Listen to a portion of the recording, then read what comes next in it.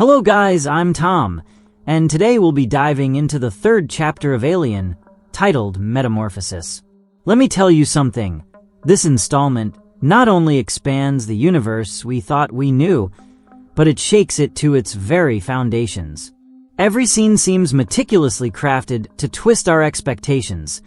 The plot becomes denser, the characters evolve in unexpected ways, and finally, we start receiving long-awaited answers about Joe, the Xenomorph, and Wendy, whose determination to track these creatures puts her in far greater danger than we ever imagined.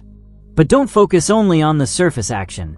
This chapter reveals hidden layers of the story's background, from the origins of the Xenomorphs to other specimens making an appearance in this installment, offering a clearer picture of the events on the Maginot ship and even the enigmatic reason why Weyatani allowed the ship to crash into the city of Prodigy. Everything starts fitting together like pieces of a carefully constructed puzzle. Every decision, every movement of the characters, and every creature we encounter has implications we're only beginning to comprehend. In this analysis, we'll dissect every moment of this chapter with the precision of a storytelling surgeon. Detailed summaries, invisible connections to the ordinary eye, and a deep dive into the psychology of the characters. We start right where we left off. Wendy descends into the darkest levels of the Maginot, navigating dimly lit corridors and stairways forgotten by time. Her objective, the basement of the apartment building, following the traces of Joe, the Xenomorph. The tension is almost tangible.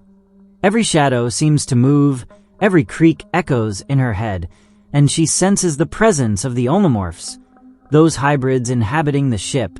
Every step feels like a heartbeat of suspense, bringing her dangerously closer to an encounter with the unknown. Meanwhile, the hybrid androids carry out their mission with surgical efficiency. They manage to trap the aliens in special containers. Kirsch, the lead android, receives updates on every incident occurring aboard the ship. His objective is clear: contain these invasive species and eliminate them, as they pose a global threat. He insists that Weyatani take responsibility for the creatures, emphasizing the urgency and danger they represent. In the basement, Wendy finds Joe trapped inside a refrigerated truck filled with meat. The tension becomes nearly unbearable. Joe, aware of the risks, warns her that it could all be a trap, urging her to act with extreme caution. Without hesitation, Wendy breaks the resin, keeping him immobilized, and frees him, demonstrating the boldness that defines her. It is then that the Xenomorph appears. It observes the siblings with an unsettling mix of curiosity and threat, but, surprisingly, it does not attack them. It rises to the roof of the container, seemingly evaluating the situation. Why doesn't it devour them immediately?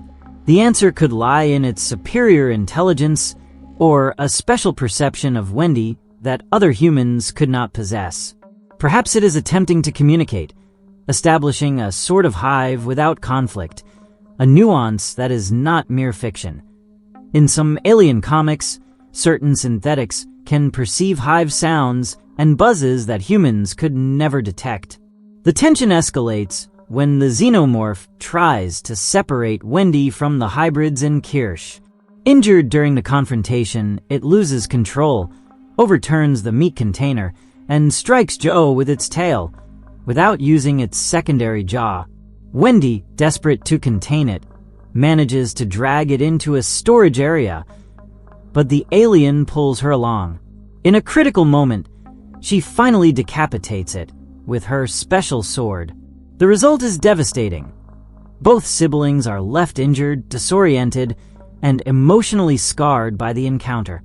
Meanwhile, Boy Cavalier, CEO of Prodigy, regards the aliens as an invaluable scientific treasure, a gift inadvertently left by Weyatani. He orders the specimens to be transferred to laboratories and headquarters, ignoring warnings from Kirsch and the scientists. The irony is brutal. They were only days away from announcing immortality through the transfer of children's consciousnesses into synthetic bodies, and now they have these creatures as an unknown variable that could destabilize their entire plan. On another front, Slidey and SM, responsible for the Xenomorphs, are intercepted by the cyborg Moro. Initially aimed at with a gun, their strange behavior causes Moro to hesitate. He extracts information from the main computer and places a device on Slidey's neck until K appears, demanding explanations for Moro's negligence. Taking advantage of the confusion, an Xenomorph manages to escape before being infected. Simultaneously, Kirsch and the hybrids transport Joe, Wendy the Xenomorph, and all the specimens to Prodigy headquarters. There, Boy Cavalier demonstrates almost excessive enthusiasm for the creatures, ordering Wendy to be repaired, as her mind has been affected by the encounter. Additionally, he reveals to Kirsch the true nature of the Xenomorphs, endoparasites that incubate within human bodies, assigning him the critical task of keeping the laboratory human-free, a responsibility highlighting the magnitude of the threat. Meanwhile, Moro contacts Wayatani in New Siam, communicating with Miss Yutani through a secret code. Although she suggests not intervening, Moro insists on retrieving the specimens, considering it his life's purpose. Miss Yutani's attitude hints at something unsettling. She may be waiting for these creatures to fall into Prodigy's hands, delaying the immortality announcement and increasing the likelihood of disaster. That same night, Moro manipulates Slidey through the device on his neck, assuring him that they can be allies while gaining his trust. A fragile alliance, born from secrets and manipulation, begins to take shape in the shadows, setting the stage for future confrontations and shocking revelations. At this point in the story, Nips is going through an extremely fragile emotional state. Every memory of her human life comes back to her with an almost painful intensity, as if her mind were trapped between two realities, the one that once was and the one that now is, a synthetic body that restores her consciousness, yet strips away the familiarity of her own identity. The attack by the Teócelus has left her scarred, with wounds that go far beyond the physical. Her mind vibrates with a latent fear, a sense of vulnerability that makes her question everything she once took for granted. The questions rise constantly. Why were everyone's names changed? Did this change really make sense? Or was it merely the whim of the controllers? Every human memory that resurfaces floods her with nostalgia and bewilderment, mixing a nearly tangible sadness with the confusion of her present. Nips is caught between fear, uncertainty, and the haunting sensation of having lost an essential part of herself. Meanwhile, Curly decides to confront Boy Cavalier directly, without detours or formalities. She questions him about his favoritism toward Wendy, firmly pointing out that Wendy is not necessarily the most efficient in her work, and that she prioritizes her brother's safety above the mission itself. Boy, with a calmness bordering on the unsettling, explains that Wendy is his favorite, because she was the first in the project, but he acknowledges Curly's enthusiasm, intelligence, and potential. He assures her that soon she will receive new books, knowledge, and resources that could allow her to advance on her path, perhaps even earning a special place in the CEO's regard, though making it clear that there is still much for her to prove. In parallel, KS begins a scientific procedure that borders on the macabre. With surgical precision, he opens an ovomorph, placing over the egg a kind of suction device designed to prevent the facehugger from escaping. The tension in the laboratory is palpable. Every metallic sound and every hum resonates as a reminder of how delicate and dangerous the process is. Kirsch and the other hybrids intervene on a lobomorph, subduing the facehugger with force and finally sacrificing it in order to begin its dissection. During the procedure, Kirsch extracts a transparent portion from the facehugger, a tiny organism, similar to a tadpole, which contains the genetic accelerant of the engineers, or the Xenomorph virus, the seed responsible for creating an alien from the body of its victim. This sample is handled with extreme care, placed in a container of water as if it were a lethal secret, ready to be used in future experiments. The atmosphere in the laboratory is oppressive. Every movement is calculated, every breath controlled, and the sense that something could go wrong at any moment is constant. Meanwhile, Wendy awakens, still disoriented, and begins to explore the nearby laboratories. The buzzing of the xenomorphs and the mechanical noises affect her deeply.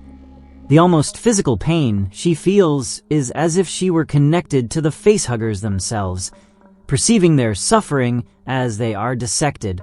Her sensitivity is so strong that, unable to bear it, she approaches Kirsch's experimental zone and ends up fainting, overwhelmed by the intensity of this telepathic connection with the aliens. At the same time, we discover that Joe Hermy, Wendy's brother, is being subjected to a brutal surgery. It is not about repairing the Xenomorph's wounds, but about extracting vital organs, including a lung, which is then connected to machines to keep it functional. This lung is placed in a container of water, together with the Xenomorph tadpole extracted from the facehugger, and the creature begins to invade it, impregnating Joe while he remains asleep in a special chamber. At the same time, Wendy regains consciousness on the floor, still disoriented, unaware of what has been done to her brother. This episode emphasizes Wendy's extraordinary connection with the Xenomorphs. Her ability goes beyond simply hearing and locating the hive. She seems to perceive the alien's pain, a bond that is almost telepathic, reminiscent of Ripley's connection with the Queen in Alien Resurrection. When she finally confronts the drone alien, she decapitates it with her sword, causing it to bleed a white fluid similar to that of synthetics. This moment reinforces the idea that her bond with the hive is profound, biologically strange, and emotionally intense. In the final scenes, Wendy faints again as she approaches the Xenomorphs and the dying facehugger, suggesting that there is a silent and powerful communication between her and the Xenomorphs. Some fans have even speculated that Wendy could eventually become a kind of human version of the Xenomorph Queen, controlling the hive and representing a direct threat to Prodigy before being stopped by Weyatani. The Xenomorph's decision not to attack her directly, even when it could have used its secondary jaw or tail, reinforces this theory. The hive seems to have specific plans for her. Within the ship, the presence of at least 2 Xenomorphs is evident. In the hypersleep capsule, a body with an open chest can be seen, while in the medical bay, emergency surgeries are being performed to extract an alien or an unknown organism. This suggests there could be another creature on the loose, or that a being similar to the Teócelus has attempted to infect its victim from within, creating a constant and latent risk. On the other hand, Prodigy, presented as an elite scientific corporation under Boy Cavalier's command, reveals its true nature. Objectives are prioritized above ethics, regardless of collateral damage.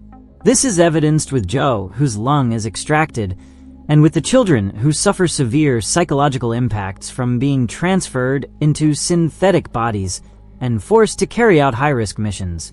This vulnerability makes Nips especially susceptible to Moro's manipulation, as he knows how to exploit her emotional state to control her actions.